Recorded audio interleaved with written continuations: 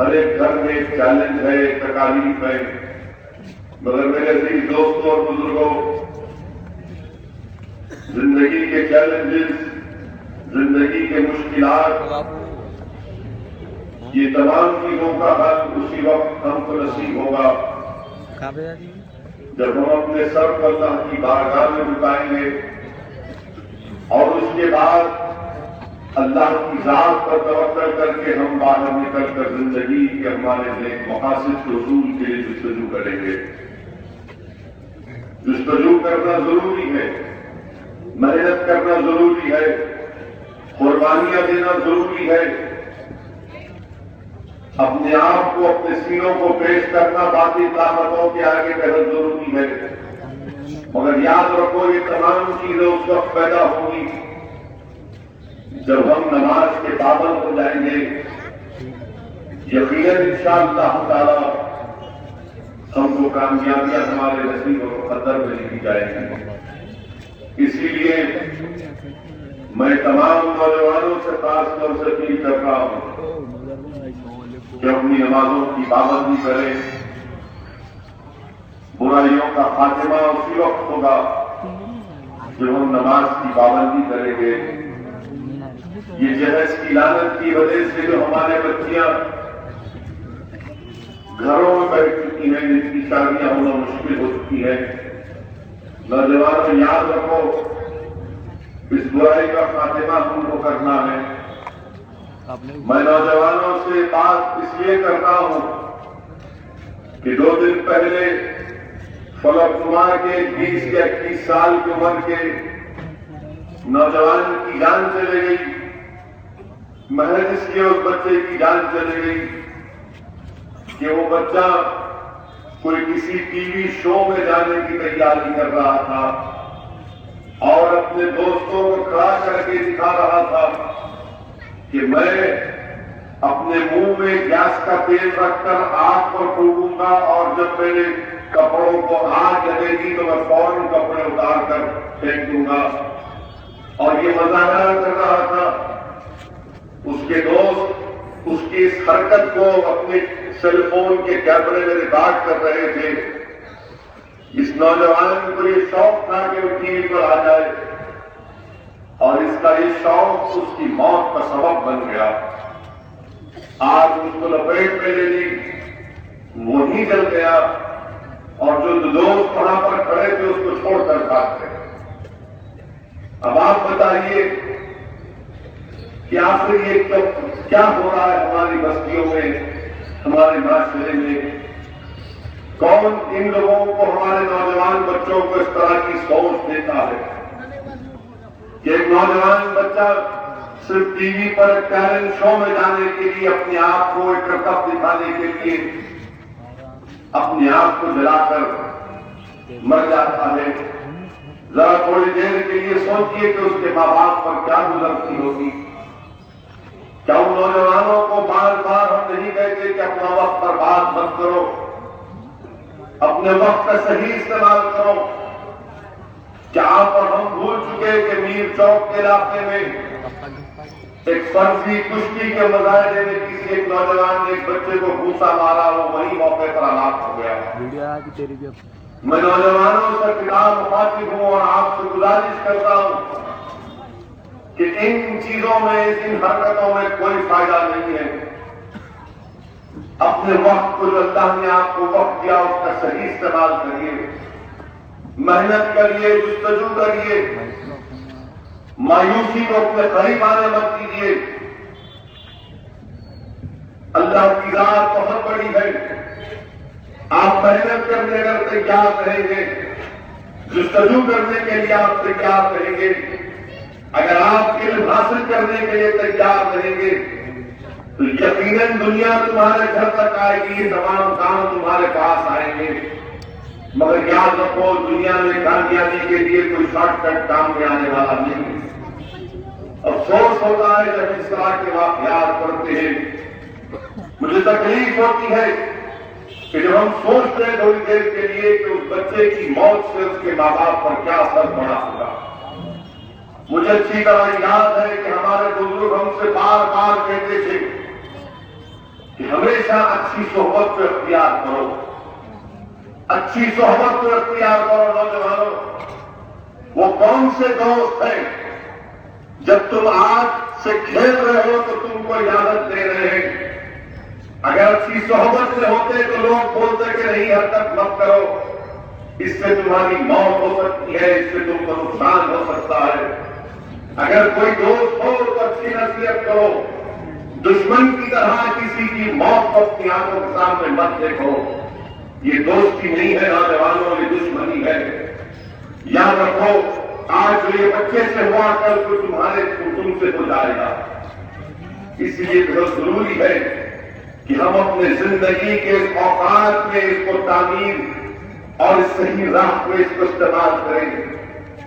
میرے عزیز دوستوں اور بزرگوں، نوجوان ہمارا مستقبل ہے، ہماری قوم کا، ہمارے ملک کا، اور ان نوجوانوں کو صحیح راہ دکھانا، ان نوجوانوں کو صحیح راستے پر چلانا، ان نوجوانوں کو مضبوط کرنا، علم کے اعتبار سے، تعلیم کے اعتبار سے، کردار کے اعتبار سے، اخلاق کے اعتبار سے، روحانیت کے اعتبار سے، تبھی جا کر ہمیں طاقتور قوم اور ملک بن سکیں گے۔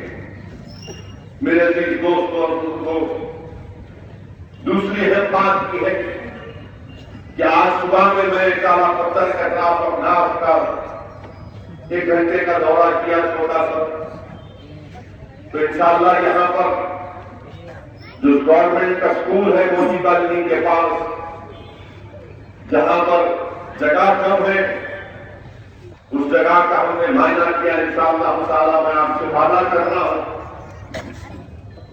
کہ MP فنڈ کے ذریعے سے وہاں پر انشاءاللہ 1.5-2 کروڑ کی ایک نئی عمارت بنائی جائے گی، تاکہ وہاں پر جو پرائمری اسکول اب چلتا ہے، اس پرائمری اسکول کے لیے کلاس روم دستیاب ہو سکے، کلاس روم بنے، اور ساتھ ہی ساتھ جو اوپر سیٹلنگ کی طرف سے جو کمپیوٹر ٹریننگ کا سینٹر چل رہا ہے، تو اچھی طرح سے چلایا جا سکے۔ انشاءاللہ تعالیٰ اسٹیمیٹ بنایا جائے گا، اور میں اپنے MP فنڈ سے یہ خط لکھ کر کلکٹر کے پاس پہنچاؤں گا۔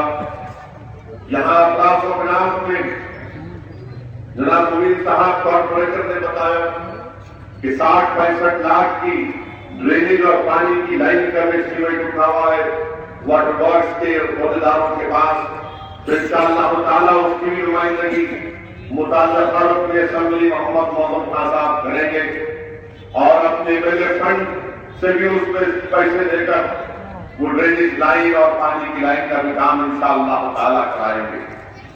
تیسری اور اہم بات یہ ہے کہ میں آپ تمام لوگوں کا پھر سے شکریہ ادا کرنا چاہوں گا کہ حالیہ حیدرآباد کے بلدی انتخابات میں آپ تمام کی دعاؤں اور جستجو اور محنت کے نتیجے میں اللہ سبحانہ و تعالیٰ نے مجلس اتحاد المسلمین کے امیدواروں کو کامیاب کیا۔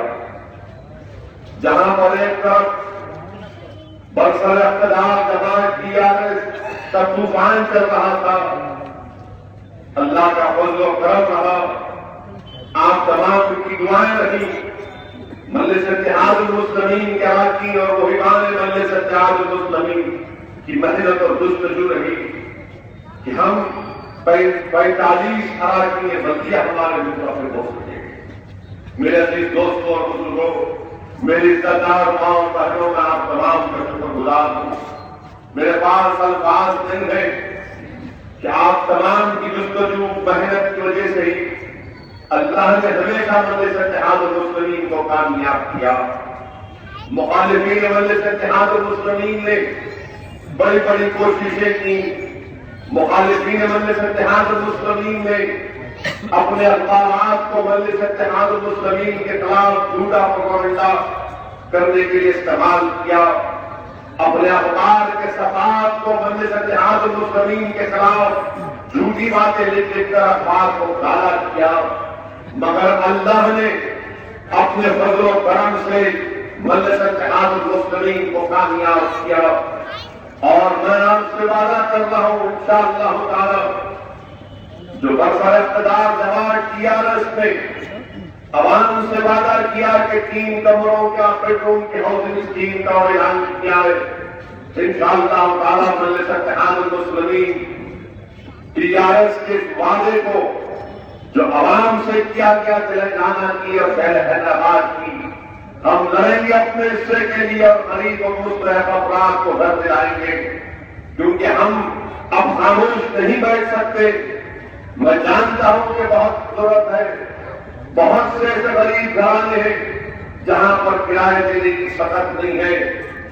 مہنگائی کے دور میں اگر کسی غریب پر ذاتی گھر اس کا مل جاتا ہے یا فلیٹ مل جاتا ہے تو یقیناً اس کے لیے اس کا بہت بڑا فائدہ اس کو ہوگا. مجلس اتحاد المسلمین پوری کوشش کرے گی. اور آپ نے دیکھا بھی ہوگا کہ حالیہ اسمبلی کے سیشن کے دوران میں مجلس کے اراکین اسمبلی نے حکومت کو یاد دلایا ان کے وعدے کو پورا کرنے کے سلسلے میں حکومت کیا اقدامات کر رہی ہے. یہاں پر میٹرو ٹرین کے تعلق سے بھی ایک سوال اٹھتا ہے. مجلس اتحاد المسلمین میٹرو ٹرین کے خلاف نہیں ہے. مجلس چاہتی ہے کہ پرانے شہر میں میٹرو ٹرین آئے. اب یہ حکومت کی ذمہ داری ہے کہ وہ کیسے اور کس طریقے سے میٹرو ٹرین کو یہاں پر ہمارے اس علاقے میں لے کر آئیں گے. ہم چاہتے ہیں کہ ہمارے علاقوں میں ترقی ہو اور انشاءاللہ تعالیٰ مجلس اتحاد المسلمین اس کے لیے کوشش کر رہی ہے، اپنا تعاون پیش کر رہی ہے اور انشاءاللہ تعالیٰ ہم ان تمام عوامی مسائل کو حل کرنے کے لیے کوشش کر رہے ہیں. اور مجھے پورا یقین ہے کہ اللہ سبحانہ و تعالیٰ ہم کو اس میں کامیاب اور کامران کرے گا. میں مخالفین مجلس اتحاد المسلمین سے اپیل کر رہا ہوں کہ آپ لوگ دیکھ چکے ہیں کہ برسوں سے مجلس کی مخالفت کرنے سے آپ کو کیا حاصل ہوا؟ کچھ حاصل نہیں ہوا. آپ کوشش کرتے رہے کہ ملت میں نفاق پیدا ہو، ہمارا اتحاد و انتشار میں تبدیل کیا جائے. یاد رکھو اللہ کا بہت بڑا فضل و کرم ہے مجلس اتحاد المسلمین پر. صدقہ نبی کریم صلی اللہ علیہ وسلم کا اولیاء اللہ اور اہل دل کی دعائیں ہیں کہ حکومتیں آئیں چلے گئی.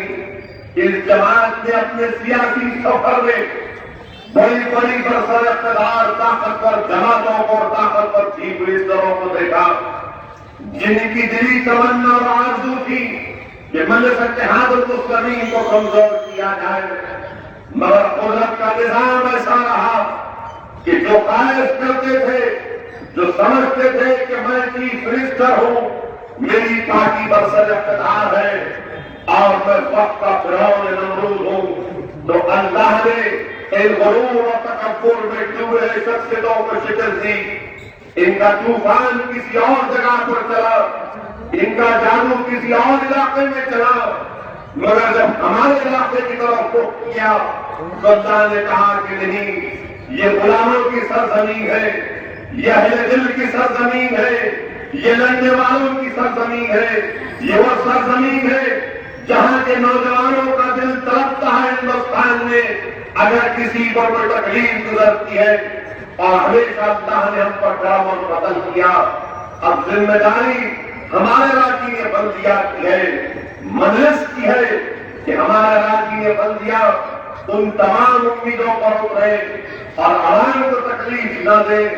یہ مت سمجھیے کہ آپ رکن بلدیہ ہو گئے اور میں ان کے لیے باتوں میں امتیاز بن چکا ہے، بلکہ اب کام کرنا ہے، دن رات محنت کرنا ہے، عوام کے درمیان میں رہنا ہے تاکہ جو عوام ہم سے امیدیں وابستہ کی ہے ہم اس کو پورا کر سکے. میں پھر سے آپ تمام لوگوں کا شکر گزار ہوں کہ آپ لوگوں کی محنت، آپ لوگوں کا نکل کر ووٹ ڈالنا یہ مجلس کے لیے کامیابی کا ذریعہ بنا. ساتھ ہی ساتھ یہ بھی کہنا چاہوں گا کہ ہمارا پولنگ کا پرسنٹیج بڑھنا چاہیے. آپ دیکھیے مغربی بنگال میں پولنگ ہوئی، آسام میں پولنگ ہوئی، 80% پولنگ ہوتی ہے وہاں پر. ہمارا پولنگ کا پرسنٹیج صرف 50% اگر چلا گیا تو بڑی مشکل سے، اور وہ بھی مہمان مجلس، اراکین مجلس کی محنت اور جستجو کی وجہ سے. آج ہم کو سوچنا پڑے گا کہ ہمارا پولنگ کا پرسنٹیج کم کیوں ہو رہا ہے، اور اس کے لیے بہت ضروری ہے کہ ہم اپنے ووٹ کا استعمال کریں۔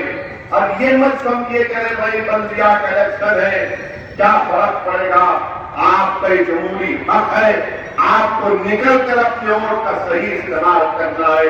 ایک اور بات جو میں آپ کے سامنے عرض کرنا چاہ رہا ہوں کہ ہمارے ملک میں جو برسر اقتدار جماعت ہے بی جے پی، ان کا اقتدار ضرور کیا، 280 سے زائد اراکین لوک سبھا ہندوستان کی عوام نے ان کو دے کر کامیاب کیا، 31% انہوں نے ووٹ حاصل کیا، اور عوام جس نے ان کا ساتھ کیا تھا وہ یہ سمجھ رہی تھی کہ مودی کے وزیر اعظم بن جانے کے بعد جو عوام مسائل سے جو دار تھی اس مسائل کی طرف توجہ دی جائے گی، حکمرانی میں صاف و شفافیت کی اچھی حکمرانی کی جائے گی، عوامی مسئلوں پر کام ہوگا۔ مگر آج آپ دیکھتے ہیں کہ 2 سال کے قریب سے 22-23 مہینے کا عرصہ ہو چکا ہے، آج مودی سرکار جو وعدے کیے گئے تھے، جو عوام سے وعدے کیے گئے تھے، آج کسی ان وعدوں کو پورا کرنے کے موقف میں نہیں ہے۔ اقتدار ملا، ملتے ہی اقتدار ملنے کی بات چھیڑی گئی لو جہاد کی، جب لو جہاد ختم ہوا تو گھر واپسی کی بات شروع ہوئی، جب گھر واپسی ختم ہوا تو اس کے بعد گوشت کی سیاست شروع ہوئی کہ مسلمان گائے کا گوشت کھاتے ہیں اور اخلاق کو مار دیا گیا۔ اب ایک نئی سیاست شروع کر رہے ہیں، محبت وطنی کی اور نعروں کی سیاست۔ ارے بی جے پی والوں، ہندوستان کی عوام نے تم کو لو جہاد کے لیے ووٹ نہیں دیا، ہندوستان کی عوام نے تم کو گھر واپسی کے لیے ووٹ نہیں دیا، ہندوستان کی عوام نے تم کو گوشت کی سیاست کرنے کے لیے ووٹ نہیں دیا، ہندوستان کی عوام نے تم کو نعروں کی سیاست کرنے کے لیے ووٹ نہیں دیا، ہندوستان کی عوام نے تم کو ووٹ دیا کہ تم غربت کا خاتمہ کرو گے، کیونکہ تم ہندوستان میں جا جا کر اعلان کر رہے تھے کہ اچھے دن آئیں گے، اچھے دن آئیں گے، غربت کا خاتمہ ہوگا۔ ہندوستان کی عوام نے تم کو ووٹ دیا کہ میرے جیب میں اور میرے گھر میں پیسہ آئے گا، کیونکہ تم نے وعدہ کیا تھا کہ غریبوں کو 15 لاکھ ملیں گے۔ آج 15 لاکھ تو دور کی بات، 15 پیسے آنا نہیں آ سکتے، مگر یہ تمام وعدوں پر مودی سرکار ناکام ثابت ہوئی۔ اکانومی کی ریوائز کریں گے، معاشی پالیسی کو تبدیل کریں گے، اس میں بھی کچھ نہیں ہوتا ہے۔ ہندوستان کے عوام یہ بی جے پی کی سرکار سے جاننا چاہتی ہے کہ جب آپ وزیر اعظم بنے تو آئل کی قیمت $80 تھی، 1 بیرل کی، آج وہ گرتے گرتے $35 پر ایک آئل کا بیرل ملتا، $35 پر ایک آئل کا بیرل ملتا ہے۔ جب انٹرنیشنل مارکیٹ میں قیمتیں گر رہی ہے تو پھر یہاں کے پیٹرول پمپ میں پیٹرول اور ڈیزل کی قیمتوں میں کمی کیوں نہیں آتی؟ $35 پہ 1 بیرل آئل ملتا ہے مگر پیٹرول کی قیمت میں کمی نہیں آتی۔ فقیر کو کچھ خیرات کی ایسا 1 روپیہ 30 پیسے کبھی کم ہو جاتی، پھر 15 دن کے بعد 2 روپیہ 30 پیسے بڑھ جاتے، $85 سے $34 $35 پر ایک بیرل آئل کا ہو چکا۔ عجیب اچھے دن کی بات کرتے تھے ہمارے وزیر اعظم، کہاں کے وہ اچھے دن نہ اچھے دن آئے، بلکہ آج ہندوستان میں ہمارے وطن عزیز میں 35% ہندوستان کے علاقوں میں قحط سے دوچار، ہندوستان کے 35% علاقوں میں بارش نہیں ہے، سوکھا ہے، تالاب سوکھ چکے، زیر زمین پانی ختم ہو چکا، مر رہے بے زبان جانور مر رہے، مگر ہمارے یہ برسر اقتدار جماعت کہہ رہی ہے کہ نعروں کی سیاست کریں گے، پینے کو پانی نہیں ہے، جانوروں کے لیے چارہ نہیں ہے، مہنگائی آسمان کو چھو رہی ہے، جتنے جوہریوں کی دکان تھے 2 مارچ سے ہڑتال پر ہے۔ کیا کہہ رہے ہیں جوہری کی دکان کے لوگ کہ 1% ایکسائز ڈیوٹی ہٹا دو، مگر موڈی سرکار بولتی ہے نہیں، حب الوطنی کی تم بات کرو، کیسے 1% ایکسائز کی بات کرتے تھے؟ مہاراشٹر میں اس سال 4 مہینے میں 500 سے زائد کسان خودکشی کر لیے، مگر ان کو نعروں کی فکر نہیں تھی۔ آپ بتائیے ہر کہاں پر یہ لوگ ناکام ثابت ہو رہے ہیں، مگر میں آپ سے بھی کہنا چاہ رہا ہوں کہ ان کی ناکامی کا فائدہ اٹھانے والے بھی کوئی بھی نہیں ہے۔ کانگریس بے دم ہو چکی ہے۔ بلدیا کا الیکشن 150 وارڈ پر ہو رہا تھا، تو یہ پورے کے پورے پیارے پرانے شہر میں کود گئے۔ 150 وارڈ کا الیکشن بلدیا کا، پورے کے پورے میکا لال یہ سمجھے کہ اب ہم مجلس کو دکھائیں گے، پرانے شہر میں جائیں گے، جہاں دیکھو پھول کے ہار پہن کر سینہ تان کے بول رہے تھے ہم آ گئے، اب ہم آ گئے، اب ہم آ گئے۔ کیا بارات لے کے آئے تھے؟ ہم آ گئے، ہم ایسا کریں گے۔ یہ وہ سرزمین ہے جہاں پر سب کو آنے کی اجازت ہے، اور پھر دیکھتے سب کو ہم لوگ، دیکھو آیا جوکر آیا، یہ نیا آیا۔ لوگ جانتے ہیں کہ ان کے جیسے 56 آتے چلے گئے، کچھ نہیں ہوگا، انشاءاللہ ہوگا۔ 150 وارڈ کے الیکشن، مگر نہیں اسد الدین اویسی مجلس اتحاد المسلمین کو آنا ہے۔ ہم کو دلی سے آرڈر آیا، ارے تم دلی کی، تمہاری حکومت دلی میں نہیں ہے۔ کہاں ہے تمہاری دلی میں حکومت؟ ہر جگہ تم ختم ہوتے جا رہے ہو، تمہاری کمزوریوں کی وجہ سے، تمہاری نااہلی کی وجہ سے، تمہاری کمزور قیادت کی وجہ سے، تمہارے بچکانی حرکتوں کی وجہ سے بی جے پی کو اقتدار ملا، اور ان تمام غلطیوں کا فائدہ اگر کوئی نہیں اٹھا رہا ہے وہ اس لیے کہ تم وہاں پر بیٹھے ہوئے ہو۔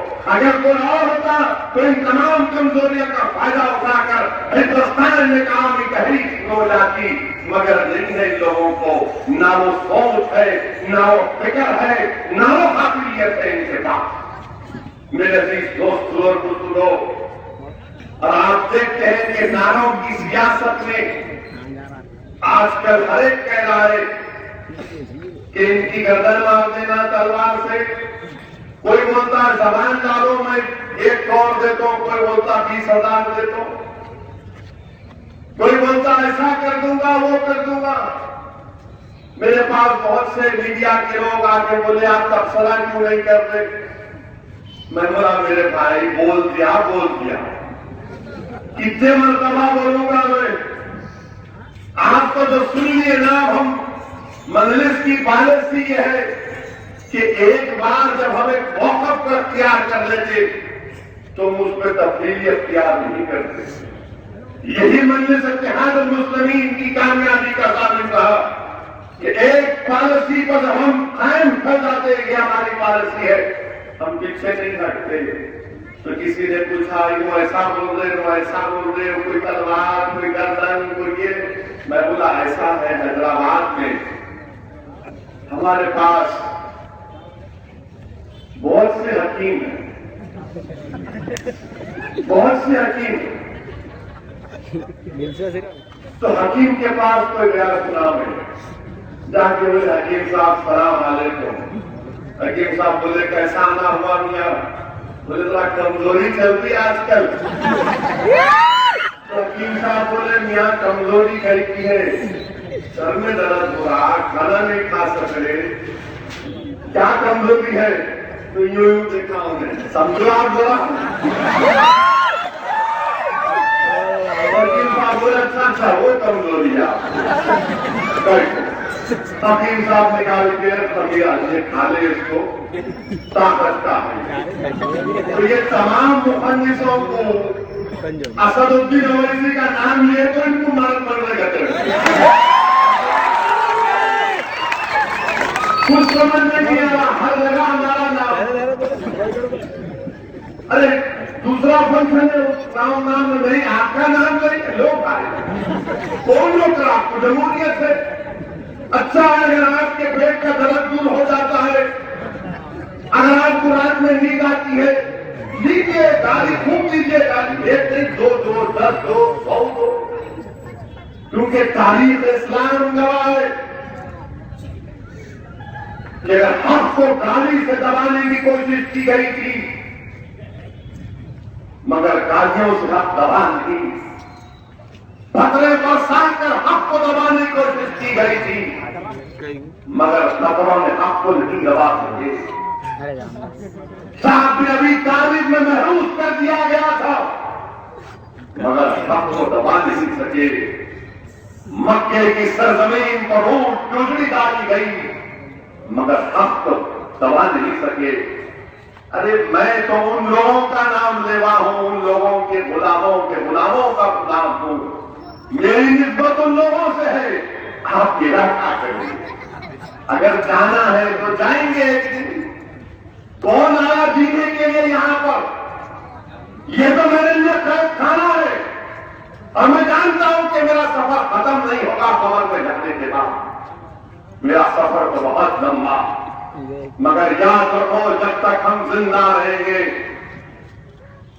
ہم حقیقت کو بیان کریں گے، سچائی کو بیان کریں گے، اور میں ان تمام ظالموں سے وعدہ کر رہا ہوں کہ میں تمہاری آنکھوں میں آنکھیں ڈال کر تمہارے بڑے بڑے وقت کے فرعون اور نمرودوں کے سامنے کھڑے ہو کر، اللہ نے مجھے یہ صلاحیت دی، اللہ نے مجھ پر کرم کیا، اللہ نے مجھے ہدایت دی کہ میں وقت کے نمرود اور فرعون کے سامنے کھڑے ہو کر حق کو بیان کیا، بیان کرتا ہوگا۔ میری زبان کو تم روک نہیں سکتے، میری سوچ اور فکر کو تم ختم نہیں کر سکتے۔ اگر ایک اویسی جائے گا تو ہر گھر سے سوچتی اویسی انشاءاللہ تعالیٰ پیدا ہوگا۔ اور میرے بزرگوں، یہی کام آپ کو ہم کو کرنا ہے کہ مصلحت کے نام پر بزدلی اختیار نہیں کی جا سکتی۔ اور یاد رکھو، جو نوجوان پڑھے لکھے، میں تم سے کہہ رہا ہوں کہ ہندوستان کے کانسٹیٹیوشن کو پڑھو، ہندوستان کے کانسٹیٹیوشن کو پڑھو۔ ہندوستان کی کانسٹیٹیوشن میں فنڈامنٹل رائٹ ایکسپریشن کے لیے ہے، فنڈامنٹل رائٹ مذہبی آزادی ہے، فنڈامنٹل رائٹ اقلیتوں کو ان کے تہذیب اور تعلیم پر ان کے حقوق دیے گئے، جو عدلیہ بھی ہم سے حقوق کو چھین نہیں سکتی۔ یہ بچے آ کے بول رہے کیسا کریں، کچھ نہیں کر سکتے۔ آپ یاد رکھو، قانون میرے ساتھ ہے، ہندوستان کا کانسٹیٹیوشن مجھے اس بات کی اجازت دیتا ہے، اور میں جو کچھ بھی کر رہا ہوں اپنی ذات یا اپنی نفس کے لیے نہیں کر رہا ہوں، کیونکہ تم اگر ہم سے کہہ رہے ہو کہ نعروں کی سیاست میں اگر ہم تم کو شرک میں مبتلا کرنا چاہو گے تو تم ہم کو شرک میں مبتلا نہیں کر سکتے۔ یقیناً ہم گناہگار ہیں، خطا کار ہوں گے، کمزور ہوں گے، مگر ہم شرک کو اختیار نہیں کر سکتے، ہم شرک کو اختیار نہیں کر سکتے۔ ہم کسی اور مسلک میں ہوں گے، یہ مسلک وہ مسلک، مگر ہر مسلک یہی کہتا ہے کہ توحید پر کمپرومائز نہیں کیا جا سکتا، توحید پر کمپرومائز نہیں کیا جا سکتا۔ اگر تم یہ سمجھ رہے ہو کہ یہ بولنے سے ایسا ہوگا، نہیں ہوگا۔ ایک اور اہم بات میرے عزیز دوستوں اور بزرگوں، وہ یہ ہے کہ ہماری باتوں پر ناراضگی کا اظہار کرتے ہیں۔ آر ایس ایس کا فنکشن احمد آباد میں ہوا، وہاں پر پولیس کا ایک بہت بڑا آفیسر گجرات کا جو 6-7 سال جیل میں رہا، گجرات کی باہر کی جیل میں رہا، ڈی جی بندارا، جس پر 7 لوگوں کو قتل کرنے کا الزام ہے، آر ایس ایس کے فنکشن میں گیا تو ہر آر ایس ایس کا ورکر اس کا ہاتھ چھو رہا تھا، اس کو غریب کر رہا تھا، عزت کا مقام دیا گیا۔ تم کو میری بات کڑوی نظر آتی ہے، اگر کوئی ایسا مسلم پولیس آفیسر ہوگا جس نے انکاؤنٹر کیا، کچھ کیا ہوگا، یا پھر اگر یہاں پر کوئی ایسا نوجوان ہوگا جس پر دہشت گردی کا الزام ہوگا، اس کو لاٹھی میں 250 پہ بٹھایا تو کیا گزرتا؟ نیشنل نیوز بن جائے گی۔ فجر کی اذان ہونے سے پہلے بولیں گے کہ وہ بیٹھا تھا وہ اسی کے ساتھ،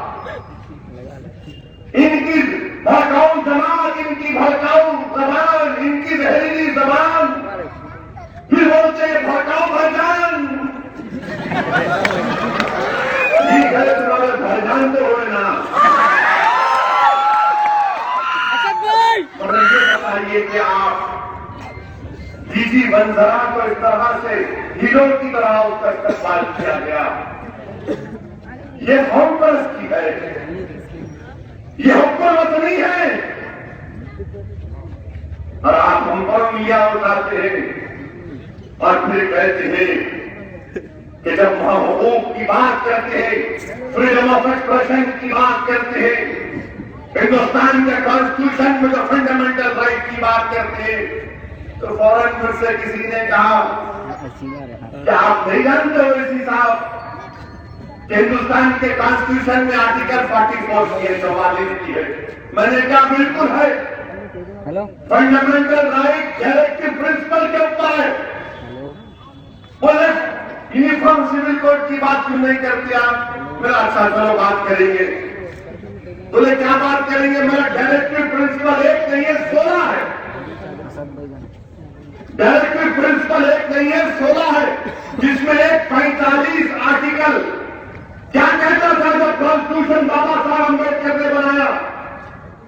امبیڈکر نے آرٹیکل 45 میں لکھا کہ 10 سال کے اندر ہندوستان میں یعنی 1950 میں ہم نے کانسٹیٹیوشن کو اختیار کیا. 1960 تک ہندوستان کی آئین کی دفعہ 45 کہتی ہے کہ 10 سال کے اندر 14 سال کی عمر تک بچوں کو تعلیم کا انتظام ہو جانا چاہیے. 1960 تک کیا آپ نے نہیں کیا؟ بعد میں کیا آپ نے؟ ہندوستان کے آرٹیکل کانسٹیٹیوشن کا آئین کا آرٹیکل 47 ہے, اس پر کیوں نہیں بات کرتے؟ چلو بات کریں گے اس پر. تو بولے تم ایک نئی بات تو نہیں کر رہے. میرا نئی بات نہیں کر رہا ہوں, تمہارے ذہن میں یاد دلا رہا ہوں, تم بھول جا رہے. بولے کیا ہے؟ آرٹیکل 47 یہ بولتی کہ پورے ہندوستان میں نشہ بندی ہو, پورے ہندوستان میں شراب بند ہو جائے. کیوں نہیں اس پر بات کرتے؟ تو ہندوستان میں شراب بند کر دو. ڈائریکٹو پرنسپل ہے نا آرٹیکل 47. نہیں کریں گے بات. خالی 44 45 44 44 45 47 کیا کریں گے؟ 10 شراب بندی کر دو. آپ کو معلوم میرے بھائی 2012 کا ٹھیکہ دے رہا ہوں. 2012 میں 5870 لوگ صرف شراب پی کر موت کا شکار ہو گئے. 2012 کی بات کر رہا ہوں. ہر سال ہندوستان میں قریب 1.5 لاکھ کے قریب لوگ ایکسیڈنٹ میں مارے جاتے ہیں. اور ایکسیڈنٹ میں کب مارے جاتے ہیں؟ رات کے 11:30 سے صبح 2 بجے کے درمیان میں. کون ہے آپ آرٹیکل 47 میں بند کرو گے کتے کے پیشاب کے دکانوں کو؟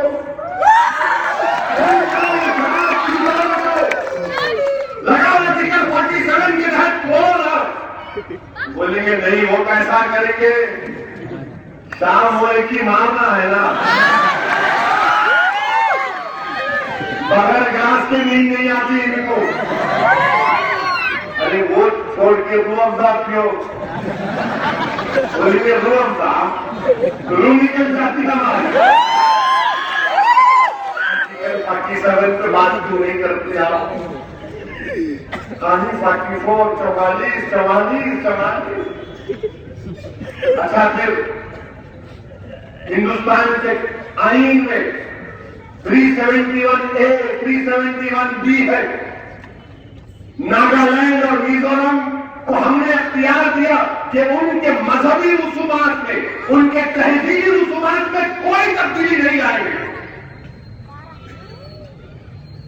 کتنے ناگالینڈ کے لوگوں کی آبادی ہے؟ ناگالینڈ کے لوگوں کی آبادی 25-30 لاکھ. میزورم کی قریب 6 لاکھ.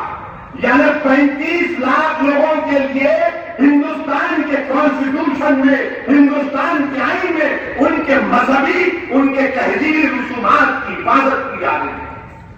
اور آپ ہمارے پیچھے پڑے. اچھا پھر یہ بتاؤ, انکم ٹیکس میں ہندو انڈیوائڈڈ فیملی کے نام پر انکم ٹیکس کم ہو جاتا. ہم کو بھی دونوں بھائی مسلم انڈیوائڈیڈ فیملی کو، ہم کو بھی دونوں بھائی، ہمارے پاس تو ماشاءاللہ پیٹ بھر کے بچے ہیں، بھائی بھائی نیا خان آیا، بھتیا چچایا تایا ماموں ختم ہی نہیں ہوتے ہمارے پاس، ہم کو بھی دونوں، آپ کو سہولت ملی ہم کو نہیں ملنا، ہم بھی دیتے انکم ٹیکس نہیں دیتے کیا؟ ہم انکم ٹیکس میں اس پہ بات نہیں کریں گے، اونلی 44 خالی 44 پہ بات کریں گے، میری کوششیں کرتے آپ کو بتاؤ ریکارڈ بتاؤ، ایک میں مر رہے ہم کیسا کرتے لوگ 2-3 دن میرے کو سمجھ میں نہیں آتا، بڑا دل جگر ہوگا ان کے پاس، مگر کیا آپ کے پاس بیٹا ہے؟ بیٹا ہے، بیٹا ہے، 2 بیویاں کس کے پاس زیادہ، 3 بیویاں کس کے پاس، یہ بھی بیان کروں کیا؟ اگر یہ بولوں گا تو بولیں گے دیکھو پھر سے بھاگاؤ بھائی جان کچھ بول کے ہمارے پاس، مگر آپ صرف ہم سے بغض رکھتے ہیں، ہم سے نفرت کرتے ہیں، ہماری تہذیب سے نفرت کرتے ہیں، ہمارے مذہب کے ان تمام اصولوں کا سمجھ نہیں پاتے، سمجھو ہمارے مذہب کے اصولوں کو۔ آپ ہندوستان دنیا میں واحد ملک ہے جہاں پر 150 سے زائد 200 سے زائد زبانیں بولی جاتی ہیں، ہر 100 کلومیٹر پر 80 کلومیٹر پر الگ تہذیب اور تمدن ہے۔ یاد رکھو اس ملک کی طاقت اس کی تمام ڈائیورسٹی ہے، اس ملک کی طاقت اس کی ڈائیورسٹی ہے، دنیا میں کوئی ایسا ملک نہیں ہندوستان کی طرح جو میرا وطن عزیز ہے، اور کوئی ہم کو یہاں پر اس ملک سے محبت کرنا ہم کو مت سکھائیے، مت سکھائیے ہم کو ملک سے محبت کرنا، ہم اس ملک میں 1000 سال سے رہ رہے ہیں، اس ملک کو ہم نے آزاد کیا انگریزوں سے، جہاد کا فتویٰ علماء کرام نے دیا، علامہ فضل حق خیرآبادی رحمت اللہ علیہ نے کالا پانی کی سزا کو قبول کیا، موت کو گلے لگایا، مگر انگریزوں کے سامنے بھیک نہیں مانگی کہ مجھے معاف کر دو، خط لکھ کر نہیں دیا علامہ فضل حق خیرآبادی رحمت اللہ علیہ نے، اور آپ جس کو بڑا بہادر بولتے انہیں 5 خط لکھ کے دیا انگریز سرکار سے کہ میرے کو معاف کر دو، میرے کو چھوڑ دو، میں آپ کا غلام رہوں گا۔ ہم نے کہا کہ نہیں، جب ہم نے فتویٰ دیا ملک کو آزاد کرانے کا تو موت کو گلے لگائیں گے۔ یہ جیلوں میں دل کو ڈالا گیا تو انہوں نے جیلوں سے آواز لگا کر کہا سن لو برطانیہ کی گولی چمڑی والی سرکار، تمہارے جیل کی دیواریں ہماری آواز حق کو دبا نہیں سکے گی۔ اسی طرح ہم نے اس ملک کو آزاد کیا۔ آج یوں آ کے ہم کو بول رہے، ایسا بولے تو تم ہندوستان کے چاہنے والے نہیں تو تم پاکستان چلے جانا، کیوں؟ تمہارے باپ کا ملک ہے، پاکستان بھی جانا کرتے، ارے جب نہیں گئے اب جائیں گے۔ ہم محمد علی جناح کے پیغام کو پکڑا کیا، ہم نے جناح صاحب سے کہا کہ نہیں جائیں گے پاکستان کو، ہندوستان ہمارا ملک ہے، ہندوستان کے تاج محل، قطب مینار، لال قلعہ، یہ خلے گولکنڈہ، یہ 4 میناریں تمام ہماری بزرگوں کی نشانیاں ہیں۔ ہندوستان چھوڑ کر نہیں جائیں گے، ہم اس ملک کو چھوڑ کر نہیں جائیں گے جہاں پر ہم نے سجدے کیے، ہم اس ملک کو چھوڑ کر نہیں جائیں گے جہاں پر خواجہ اجمیری آئے۔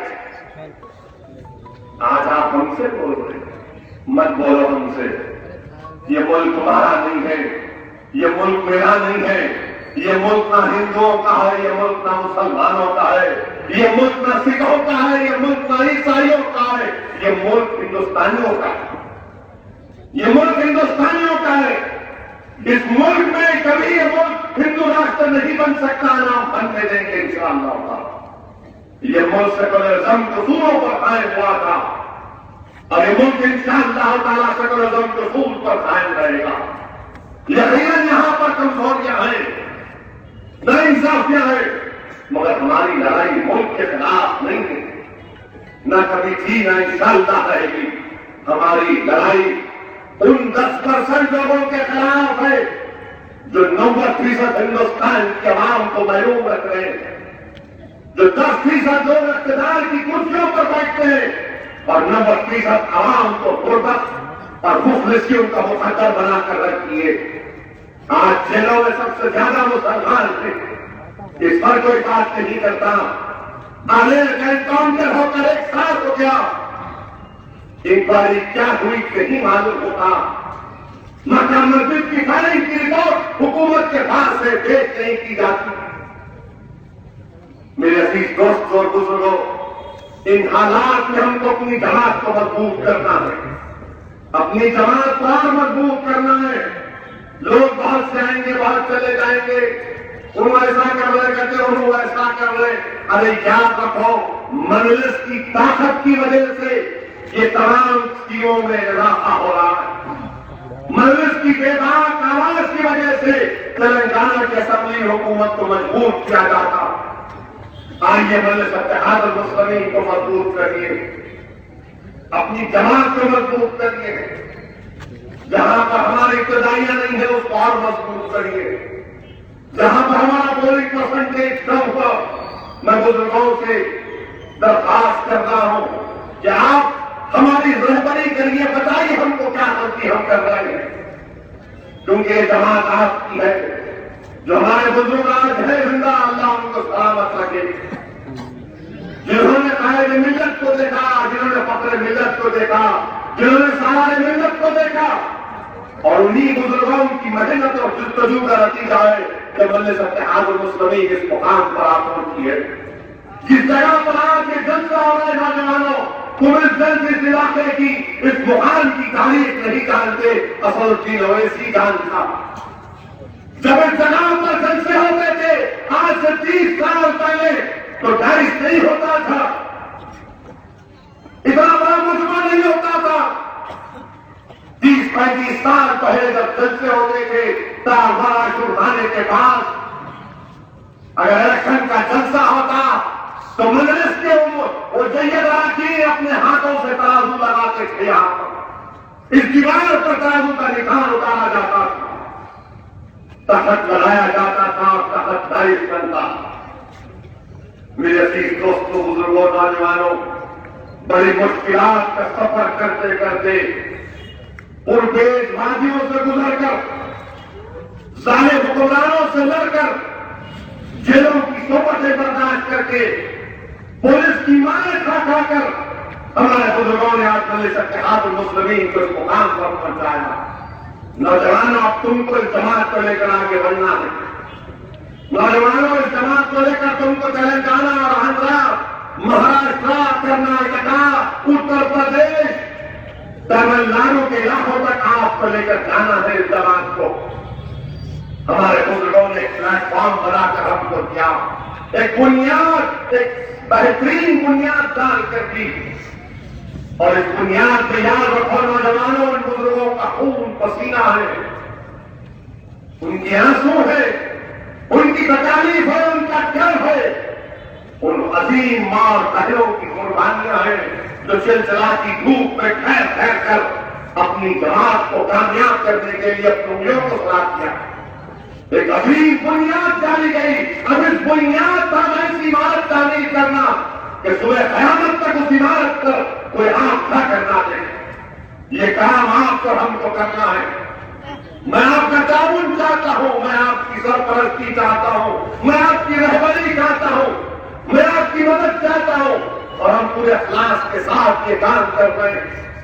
مخالفین آئیں گے جائیں گے، چھوڑیے لوگوں کو۔ حکیم صاحب کا قصہ یاد رکھیے،